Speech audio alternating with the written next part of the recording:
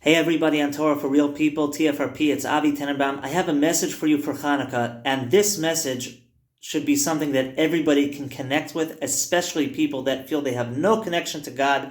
They're a complete failure, filled with shame. Here comes another holiday. They're so far away from everything that they're hearing in the different shiurim, different popular things people are sending around. Torah for Real People is for you, and we hope to give you a perspective that you can connect with. To me, Chanuka is the time that the Jews were so demoralized. They were filled with shame. They had such despair. Familiar? It was a time that the Jews had the Beis HaMikdash, they had the Torah, they were in Eretz Yisrael. There's no way that the Yevanim, the Greeks, could have even started up with the Jews if the Jews had no shortcomings. So the Jews, the Sfarim say, were filled with shortcomings.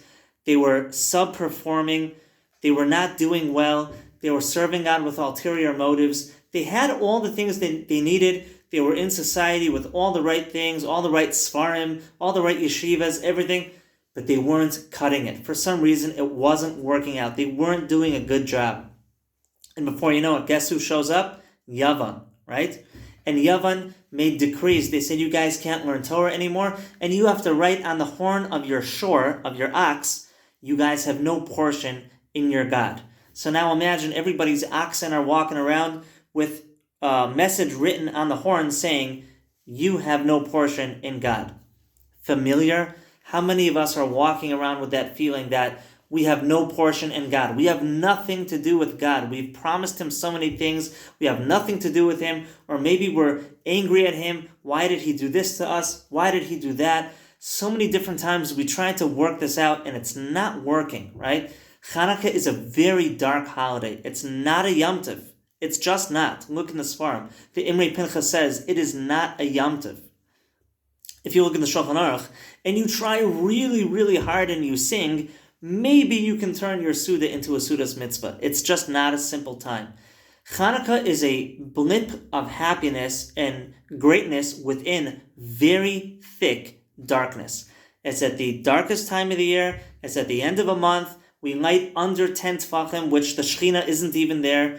Anshe tichna regel min hashuk, right? It's, if you look in the Sfarim of Chanuka, it's describing that Chanuka is a very dark, bad time, and it's the light coming out from that place. So it's not just a cute vart. The feelings of shame, the feelings of rejection, the feelings that you have nothing to do with your religion and your heritage, and no matter how much you try, it's not working out, that's Chanuka. That is the story of Chanuka. And it says in the Sfarim, again, I believe this is an Imrei Pinchas or Pinchas of Karetz, I was looking at it yesterday, that it was such a bad situation, and people were so defiled, and they were so hopeless, that even all the entire people in Klal Yisrael had no hope of breaking out of this cycle of shame and despair, if not for the Kohanim. And even the Kohanim had no hope, except for the Kohen Gadol, or maybe the daughter of the Kohen Gadol, two versions. If you look in the Sefer of Rav Nosson Vogel, he brings two different versions of the story. But even the Kohanim were in such despair, such depression, they were so demoralized that even they didn't see a way of breaking Klal Yisrael out of this. But the Jews for sure had no chance. It was the Kohanim that maybe had a chance. Why the Kohanim?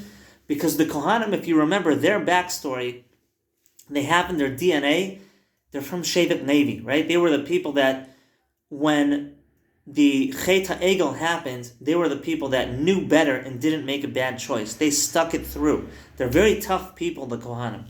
They have a higher order of thinking, even in tough times. And so says the Imrei Pinchas, it required a Kohen to break us out of such demoralized despair. And says Rav Nosson Vogel in the two versions of the story, either what happened was that the Kohen Gadol saw that the Goyim in the Beis HaMikdash were bringing a pig on the Mizbeach, and the Kohen Gadol got so angry and so enraged, he said, I've had it up till here. And he took action, and he said, it's enough.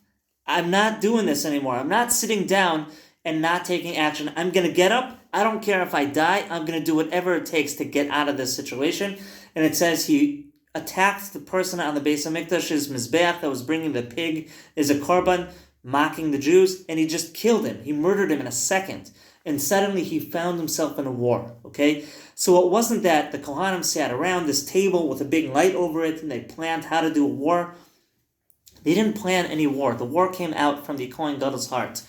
There's a point where you're in such a bad place and you're just stuck there in that place and you say, I'm sick and tired of being sick and tired. I'm done. I'm getting up. I'm changing something. And that's what happens with the Kohen Gadol. And before you know it, he killed the guy in the Mizbech.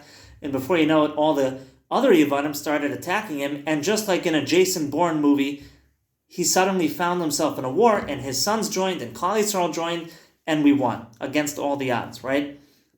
That's one version of the story. Another version of the story, which I believe is also in Megillas Antiochus, is that the daughter of the Kohen Gadol was going to be taken by a high-ranking Greek person to be with her intimately and defile her.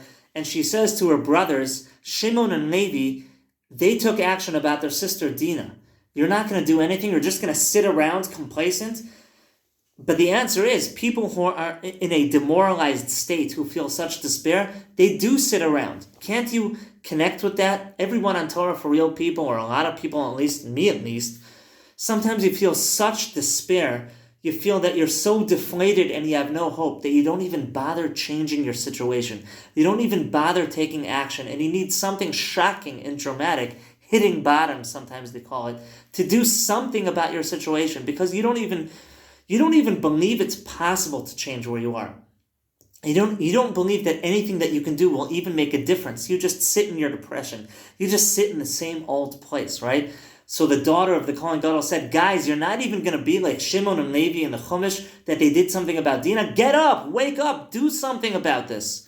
And that's when they got up and they took action, and then the war started to happen and things started to change. And it says from Rav Nosson Wachtfogel in the Sefer Leket Rishimos that sometimes you need to get up and be willing to die for a cause. You need to give your entire heart to something.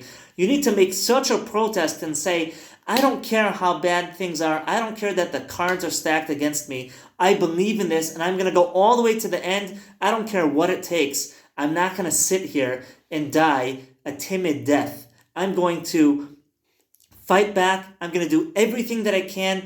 I'm going to show that I care about this cause. I once cared about God. I cared about religion. I cared about morals. I cared about mitzvahs. I'm going to do everything it takes. Even if I lose my life, I'm going to go all the way to the end to show that I'm not giving in to the Yetzer Hara. I'm not giving in to Yavan. They want me to give up. When you're in a depression, when you're filled with shame, when you're in a bad situation, the Yetzer Hara wants you to give up. And you need something to grab you and wake you up and say, don't give up. Keep fighting to the end. Keep going. Okay? That's the story of Chanuka. And so the story of Chanuka is so relevant to everybody in Torah for Real People. But how do you do it? So number one, it's about being sick and tired of being sick and tired and taking action. And not being willing to just sit in complacency because you're just so deflated. No, you're going to go all the way to the end because this mattered, and you're going to use all your strength to fight back. If you look in Rav Nosson of Breslov and Lakutei Halachos, he talks about how Chanukah is from the lashon of chinuch. It's from the lashon of training, right? So he says that when you make your comeback, you're retraining yourself. And we know from Beis Hillel that you light one candle and then 1 + 1, 1 + 2, 1 + 3.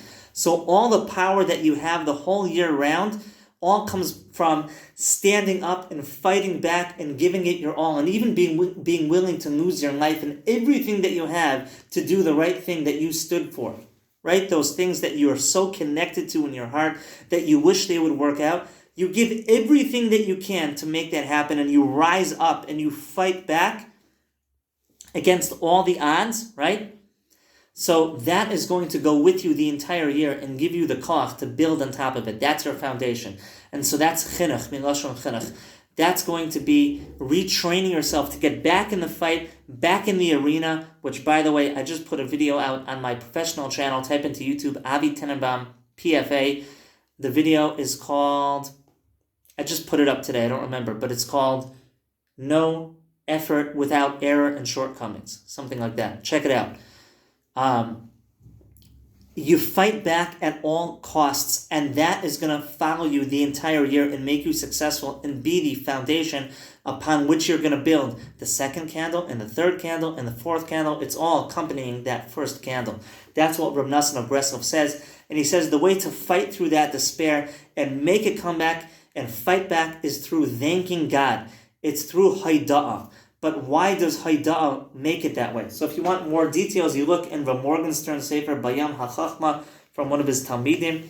And he says there, the lashon of hod, of hoda'ah, it's the lashon of admitting something which is true.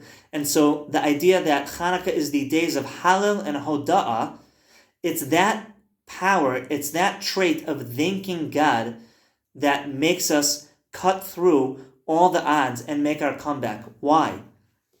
Because if you can be authentic and genuine about where you are, and you could admit your shortcomings, and you could admit that even though you have the shortcomings, it was part of God's plan.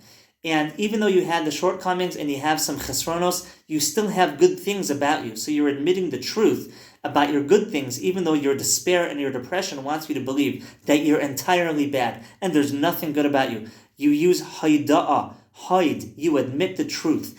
If you grab onto the truth and you're authentic and you say, God, I know I'm far away, I know I've messed up, but I'm admitting where I am, and I'm admitting that I also have good things too, and I'm going to meet you where I'm located, and here's my place right now, and from this place I'm going to do whatever is in my ability to serve you. And maybe it's the tiniest, littlest efforts of something, but that's where I am, and I'm going to use haida'ah and haid. I'm going to admit the truth to come back to you from that genuine, authentic place. A lot of people on Torah for Real People I know personally, there are people that are struggling, they're going through divorce, going through debt, going through terminal illness, they're suffering in a depression, they're battling OCD, they're going against all the odds with addiction and every single type of calamity and despair you can find. So we have to get up and fight back and be authentic and be real and find that place, that from that place, that pach shemen tahor, that unblemished jug of oil that still remains, that's real. And you have to admit it's real and say that's the real you and come back to God from that place. And from that place, you're going to be meisif v'hailech. You're going to add one candle, 1 plus 1, plus 1 plus 2, 1 plus 3, until you make a full comeback back to God and until we rededicate our Beis HaMikdash and get back to a good place. So find that good part inside of you. Find the Kohen inside of you. Find that oil and light it up, baby. Light it up. Even though there's not enough to go for 8 days. And you don't even see how this is going to work out. And you've tried this so many times and you didn't get anywhere. That is the miracle of Chanukah. You're going to light it up and it's going to burn, burn, burn for 8 days. It's going to keep going and it's going to be your foundation and suddenly new things will happen. But it has to do with admitting your place.